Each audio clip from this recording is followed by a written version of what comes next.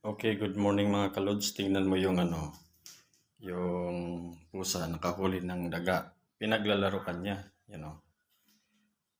Oo. Hindi niya pinatay, nilaruan lang niya. Tatakbo, tapos laruan na naman niya. Zoom natin. Yan.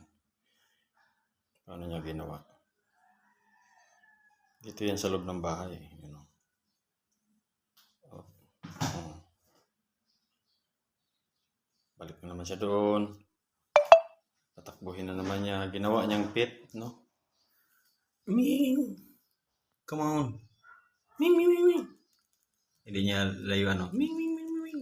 Tatakbo yan ngayon eh. Oh. Yan oh. Hindi mo niya pinatay, ginawa niyang laruan. Tapos kagatin niya, tapos bitawan na naman niya. Yan oh. Ginawa niyang pit, yan oh. Nagharap silang dalawa oh. Nagdadasal yung yung daga oh. Tapos, yan, maliit naman. Hindi na siya gumagalaw oh. Di ba? Hindi man niya pinapatay. Ginagawa niya ng pet.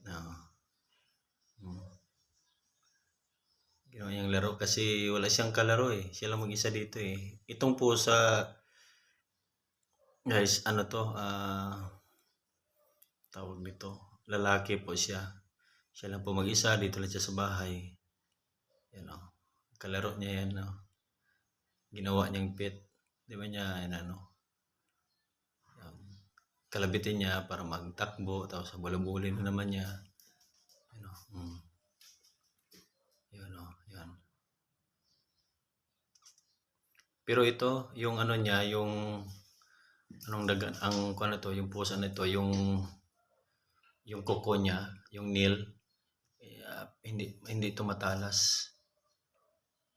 Siya, pinuputulan ng ng may-ari dito ng bahay.